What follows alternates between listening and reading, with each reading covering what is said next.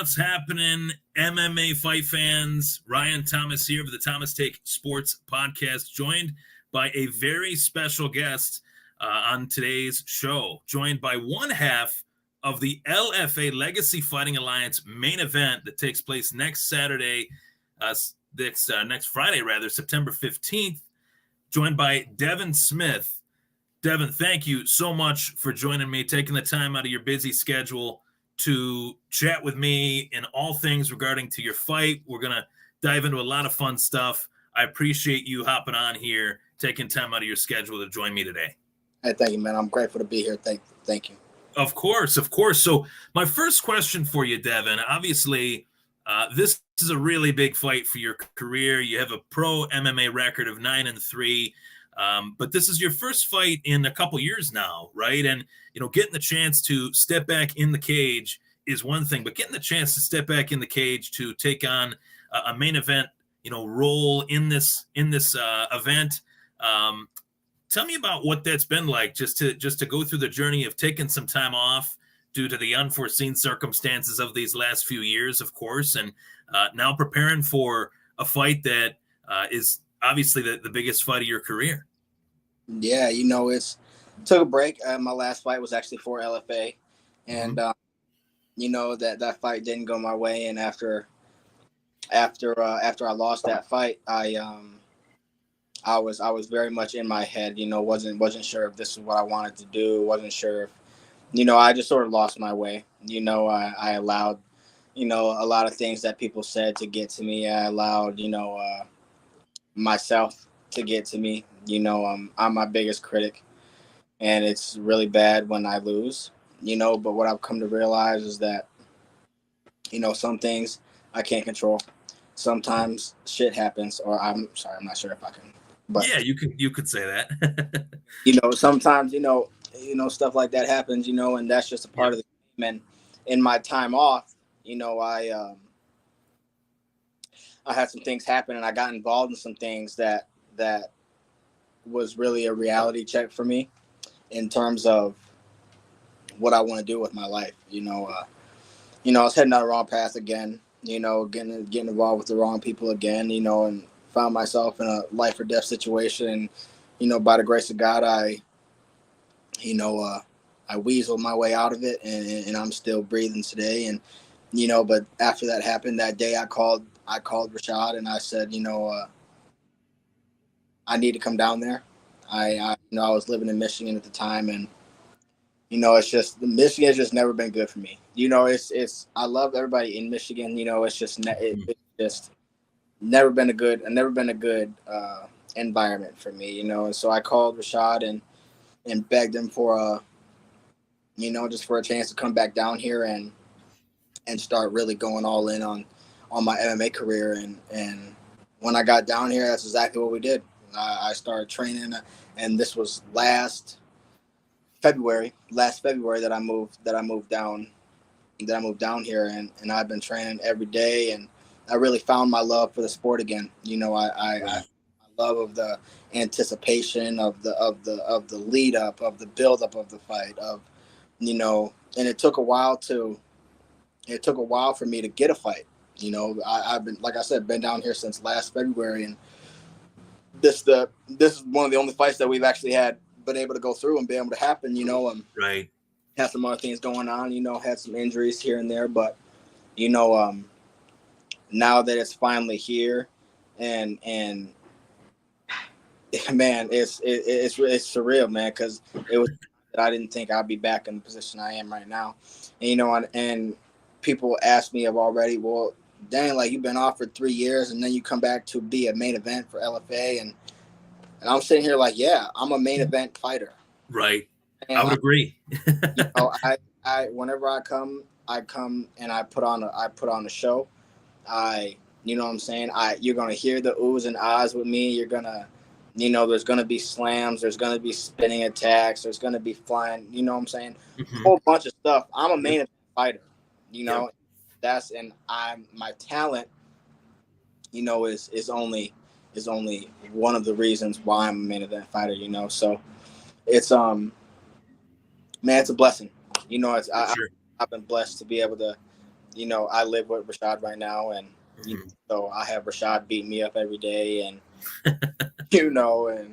whether I like it in the moment or not, it's definitely something that is sort of I feel pushed me to that level of say UFC or PFL or Bellator or the one championship or the top promotions in the world.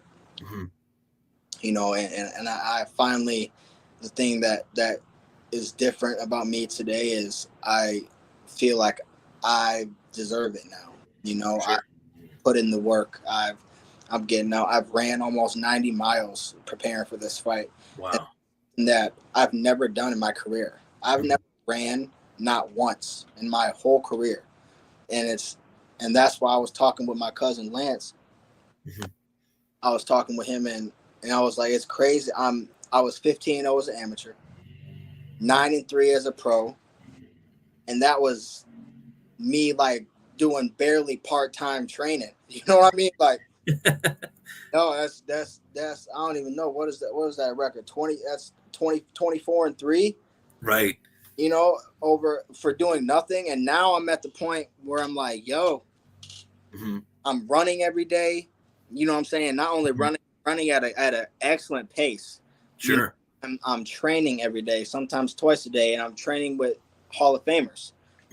I'm under the tutelage of Rashad, and I'm actually here with him, so we can sort of have that connection in terms of the way that I fight and the way that the fight's supposed to go and how we're supposed to implement my style of fighting. And I think that's just elevated me so much in terms of my skill and what I'm able to go in there and do.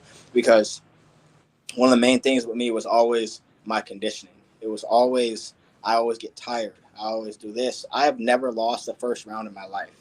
Never. Not once.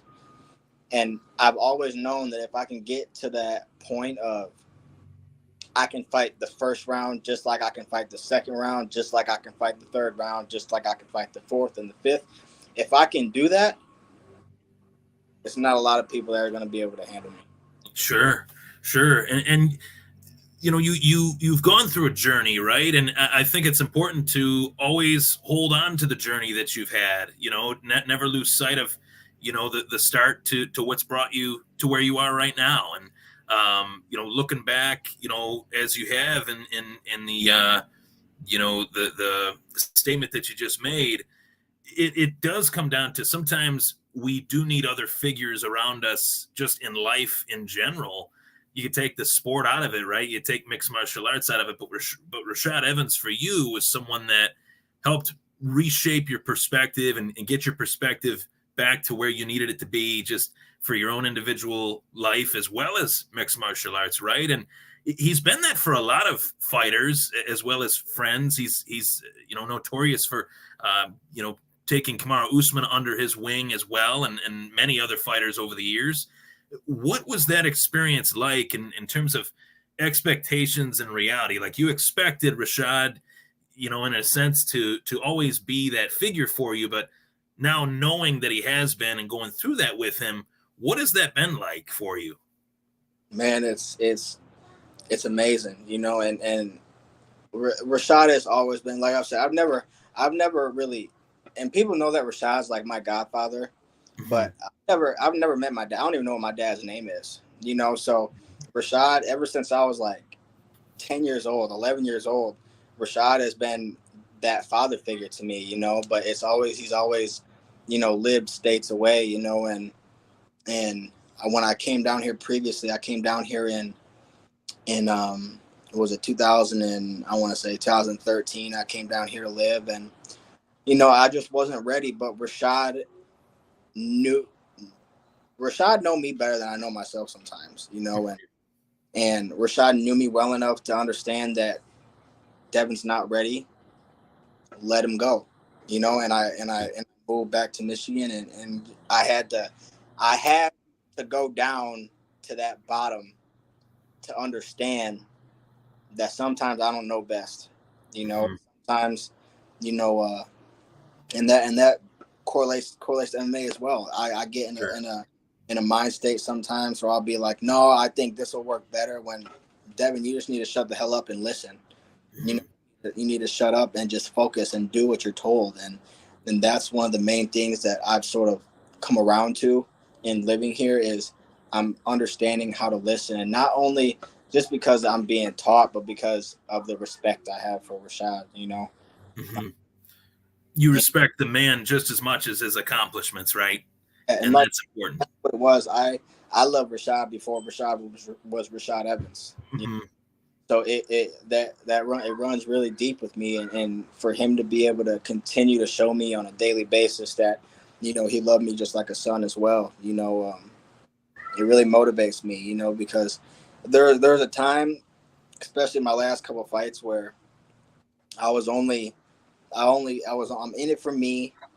I'm doing this because I'm trying to be rich. I'm trying to be famous. I'm trying to be legendary. I'm trying to do all these things. But now I'm at a point where it's like it's not only me that I'm fighting for now. I'm at a point where it's not only just me, it's I'm fighting for myself. I'm fighting for my mother. I'm fighting for Rashad. I'm fighting for like my entire Goes outside of yourself. it goes outside of myself, and it Sure. runs deep, and that Sure. fuels me. I'd be on my runs, or grueling, I'd be on a grueling training session, and that's all I'm thinking about. I'm thinking about there's no way because I'm not. What did Connor say? Connor said something so fire one time. He said, if you are slacking, it's like a slap in the face to everybody that supports you, That's true. and everybody that wants to see you succeed, because everybody else has always seen my potential, but Right. I was the one that was lacking that. I was Right. like I didn't deserve it, or felt like I couldn't attain it, or felt like I wasn't good enough for all these things. When and it took me coming down here and going into Kill Cliff sometimes, and holding my own with the best Sure. fighters in the world, then going with Rashad every single day, and understanding, going from a point where I'm getting taken down and smothered and submitted 4 or 5 times, to now me and Rashad go at it. Me and Mhm. Rashad go at it for real. So it's man, I'm so blessed, Mhm. and it's I'm just happy I'll be able to go out and show um, the evolution of not only me as a fighter, but me as a man.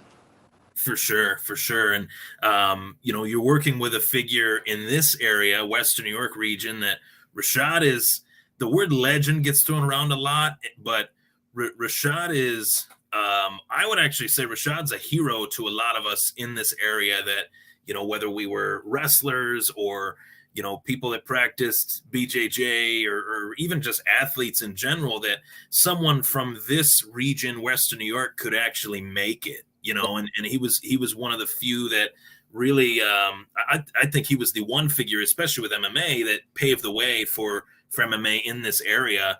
And oddly enough, Devin, you're getting the chance to fight in a main event that is in his backyard. Like, has that sunk in yet? Like, in terms of the full circle moment that a man that's helped you get to this point, you're going back to his backyard to show what he's been able to help you accomplish. Yeah, it's it is, and when I had this fight come across me, or come to me, it was a no brainer. It was a Right. yeah, York. Definitely. We had a choice between Niagara and San Francisco, I think, or somewhere in Texas, I think maybe, Yep. and it was a no brainer. It was like, yeah, because now I'm going. I'm fighting. I've never fought in New York before, Mhm. but I'm gonna be fighting. I'm not gonna be the away team. I'm not. That's not gonna happen. Where Mhm. it's gonna either be two home teams, or I'm gonna be the home team, because I Sure. have the entire family coming out. I have all family's friends coming out, and I have my 50, 60 people that are coming from Michigan that still want to support me as well. So That's I'm great. gonna be. It's the territory isn't going to be as hostile as I think some people think. Mhm. And man, I can't tell you, I'm excited. I am Yeah, excited. you should be, and that's one of my favorite parts about being at the fights as well, is not only getting the chance to talk to fighters like yourself prior to their fight, but getting the chance to actually be in the crowd and see the family members of the fighters that are competing, just as amped up as any. I mean, they're fans in and of itself, obviously, but just as amped up as any fan, obviously with their son or their brother, or their, or their cousin or whoever it may be that's out in the crowd. I know you'll have full support, out there at Seneca Niagara, September 15th.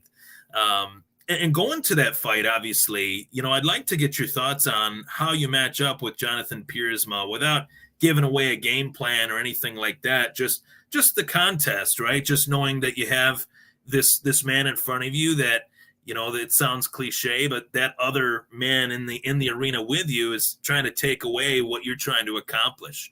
Are you more focused on what you need to do in this training camp to win, or are you focusing on how to win a fight against the opponent that you're facing? It's always what I need to do. Mm-hmm. And it's never in any of my fights, it's never what they do and what they're good at. That's not what I'm about. Right. What I'm good at. And I'm focusing on implementing what I'm good at, and Jonathan's a very game opponent. I've watched a couple of his fights. He looks fantastic on the ground, very mediocre on the feet, but he shows a lot of knowledge of jits on the ground and a lot of knowledge of control, and sure. That's good and well. I wish him the best. I hope we both walk out of here without any injuries, but sure. I just honestly don't see him matching up with me, anywhere the fight goes, so it's a good fight for me. It's a good fight to come back to. Love that it's the main event. I actually didn't even know it was the main event until like a couple weeks ago. Oh, wow. Yeah.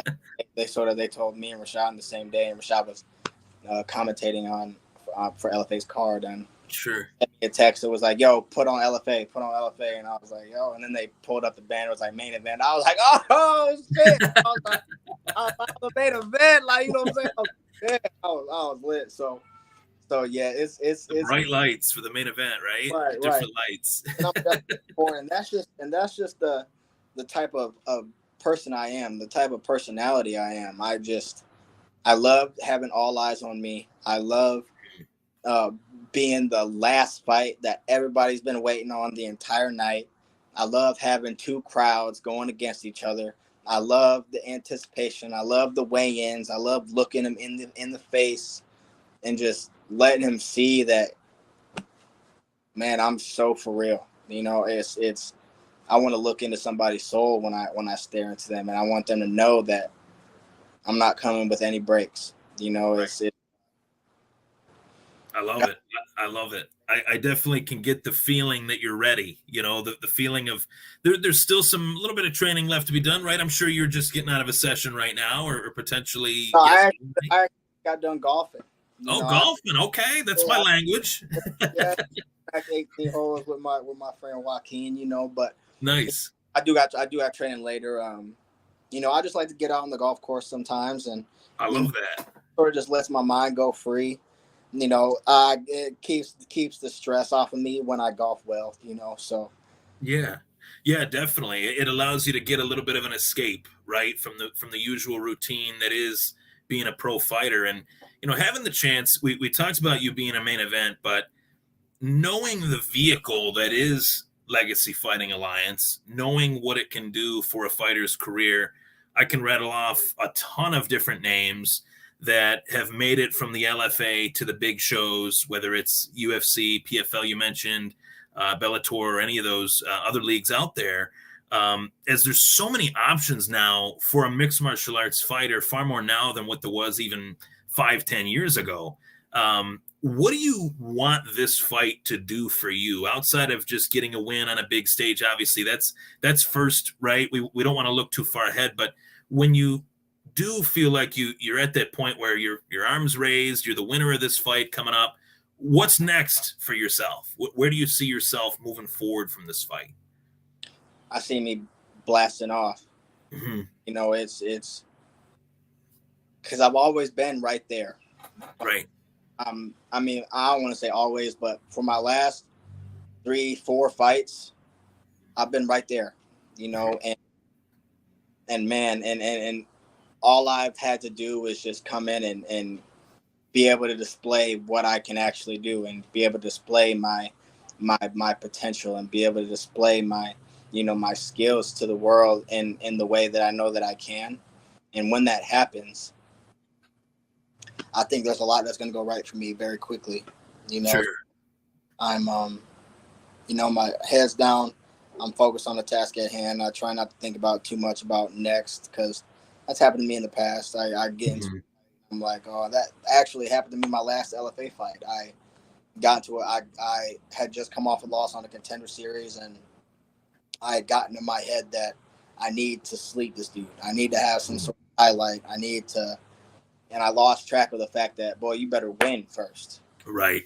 You need to win before everything. So that, I mean, I'm definitely coming in. I'm not walking out that cage without my hand raised, you know. Right. You know, but I'm gonna make it as dominant as possible. And obviously, you know, the fact that you mentioned, not only do you have Rashad literally like in your corner, you could say life-wise, career-wise, but the fact that you've been training with who you have been training with. For the folks at home, you know, dive into the gym that you are training at right now, and what that experience is like to train with the fighters that you're training with. And I think it's so understated, the training regimen that an MMA fighter has to go through, and the iron sharpens iron. Like, you have to be willing to be in there training wise, swimming with the sharks. Who are some of the sharks that you're training with right now leading up to this fight? Yeah, I mean, besides the obvious Rashad, you know, I head up to American Combat Gym with Charles McCarthy and Devin Moultrie, and Devin Moultrie is, gosh, one of the best jiu-jitsu practitioners in the world, I feel. He has improved my jiu-jitsu so much, even in the amount of time that we've spent together. Just little tweaks that he's made, that's made a world of a difference. You know, training with guys like Devin and guys like Rashad, and like I said, I have a very nice up and comer in my cousin Lance Evans, Rashad's nephew. He's coming up as well. You know, he's one of my main partners, and you know, just being able to grind, and being able to be in there with some of the best in the world, and not only some of the best in the world, some of the best up and coming. You know, so it's a really good mix. It's a really good mix of what I need. My confidence is all the way through the roof. I feel like myself again. You know, and I'm just anxious, and I can't wait for this to. It's a good anxiousness, right? You're ready to get out there, ready to feel the lights, ready to feel the crowd, and put yourself in that competition, right? And that's what you guys train so hard for, leading in. And you know, I have a funny story for you, Devin, just in regards to Rashad. So Rashad's from Wheatfield, went to Wheatfield, wrestled there, wrestled at NCCC as well prior to going to Michigan State. Yep. And I was there as well, you know, a few years later, with Coach K, as I'd call him, because I'd always mispronounce his last name, which you never want to do that with your wrestling coach, right? But I'd always call him Coach K. And Rashad's nephew, Otis, is one of the kids I went to school with. He went to Lockport. That's where I grew up in Western New York, which is about 20 minutes outside of Niagara Falls. And Otis would tell us all the time, Rashad Evans is my uncle. He's my mom's brother. I was like, no way. And this was when Rashad was the king of the UFC light heavyweight division. He had just won the title. Yeah. So he sent me a picture of him with his uncle Rashad with the belt. And right then and there, I was like, I believe you.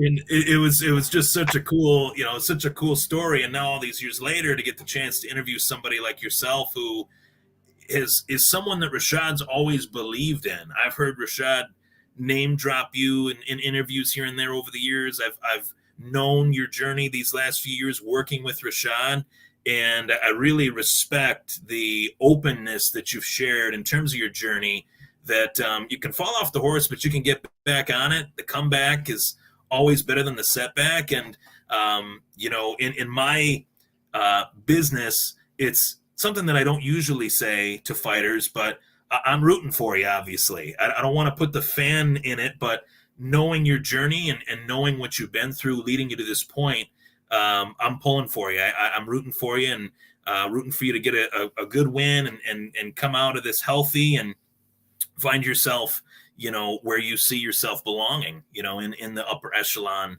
of MMA. And I thank you for hopping on with me today. I really appreciate you taking time out of your schedule, man. Thank you so much. That really means a lot. You know, I look forward to maybe coming back on here very soon. But how Yes. about we add UFC fighter to it, or we add Yes. That's part of the evolution, right? LFA welterweight contender, and then obviously in the big show. And you mentioned your experience. I'll ask you, you know, to kind of put the bookend on this and to put you back into where you're looking to go as this career of yours continues to evolve. What was the experience like for you to step into that UFC Apex and compete, knowing that Dana White's got his eyes on you, Mick Maynard, Sean Shelby, you know, and the powers that be of the UFC? Man, I loved it, but it was very, very, very different. You know, it was the Apex is a funky place, man. I'm gonna tell you what, not funky in a bad way, just right, different. It was a very different scene than what I was used to, you know, and it was a lot of cameras and you know, there were not that many fans. So it was quiet in there, you know. It was just a different scenery inside the Apex, you know, and I think I allowed all the lights and all the cameras to sort of impede in my game plan, you know, and I totally got away from not only that, but I tore everything in my shoulder in the first round, you know, so it was a bit, it was a, what's the word? It was a good experience. It just wasn't a very fun experience, you know. Gotcha. And that's what I was missing, you know, not only in that fight, but the following fight after that I wasn't having any fun with it. I was doing it just because I was like, this is just my way. I need to do this. And I really lost the love for it at that point. And I was just doing it because I was good, you know. But stepping away for a little bit and seeing how boring my life is when I'm not training, you know, it's and we were talking about that the other day, and because we have a gym in our garage, and I was doing my last hard spar just a couple days ago, and me and Rashad were going at it, and these cars just kept driving by slow, like, and like at first I'm sketched out because I'm like, but then I think about it, and I was talking to Rashad about it, and it's like, yo, that's not normal. You know what I mean? Like, normal people are not in their garage fighting each other at night. Right. You know, that's not normal. So when people ask, they're like, yo, like, what are they doing? But that's what I love. Like, that makes me happy. Right. You know, it's like, and that's the fun. That's when we land a punch, me and Rashad will be going, we land a punch, and it's like and then he land one, and I'm like, all right. It's fun. It's fun. And I think that's what's been missing for me for a couple of years, I just hadn't been fun, and now I'm getting to a point, like I said, change of scenery is exactly what I needed, change of environment, because now everything's fun, man. I'm living in South Florida. It is beautiful out every single, about 86 and up every single day. Man, we got a pool in the backyard. I go for a run. I run my 3 miles. I come back and I jump in the pool and I'm chilling, I'm really blessed. And now I found the joy of living the life that I'm living now, and that's beautiful. Man, it's a beautiful thing. Yeah, definitely. That's awesome. And of course, you're able to enjoy these moments, and even some of the best fighters of all time, Rashad included, right? They had taken time in between fights, right? For reasons, it's part of the journey, right? And I think you're going to be able to look back on that time, as you already have, I believe. And once this win takes place, you look back and say that was necessary, because that's without taking that time off and the journey within that, it didn't lead you to this moment that you're living in right now. And I know you're super excited for this fight, especially after this interview. I knew that beforehand, and I know that especially now. So, Devin, I'm rooting for you. I wish you nothing but the best. I'd love to, meet you at the fights. Hopefully, shortly after your fight, I'll see you walking through the halls, and I'll say hello and give you a handshake after a big win. Yeah, man, please. I love like meeting new people and especially people that I've done work with. And yeah, there's nothing. That same thing goes to fans. If I don't ever want anybody to be like, oh, he doesn't want to take a picture, or he doesn't want to sign this, or he doesn't want to. I got a Facebook message the other day from somebody in, what was it, Belize, I think it was, or a foreign country. Okay, asking me for a signed shirt, and I'm like, of course I'll do that. Like, I'll pay to send it to you. You know what I'm saying? That's awesome. That's awesome. Like, I love doing that type of stuff. So man, I love it. Absolutely, man. If you see me, and just please don't be upset if I'm sort of tunnel vision and I'm sort of walking like. No, I understand it. especially before the fight. But yeah. Man, please, I'll link up with you after. I know that you got your tunnel vision before the fight on, and the senses are all heightened. Of course, I respect that. So I'll respect your space prior to the fight. But after, like I said, after a win, I'd love to get the chance to meet you in person. That'd be great. Yes, sir. Thank you so much. Of course, Devin. Thank you so much for joining me. That is LFA welterweight contender Devin Smyth joining me on the Thomas Take Sports podcast. He's fighting in the main event September 15th, LFA 167 at Seneca Niagara Resort and Casino in Niagara Falls, New York, of course. Devin, always a pleasure to get the chance to chat with a fellow fighter, as well as one that is as close to Rashad Evans. Tell Rashad anyone from Buffalo says hello. I'll relay the message. All righty. Thank you, buddy. All right. Devin Smyth hopping on the Thomas Take Sports podcast. Thank you so much, everybody, for tuning in. I greatly appreciate you guys tuning in to this episode, and I'm really looking forward to seeing Devin inside the LFA cage September 15th.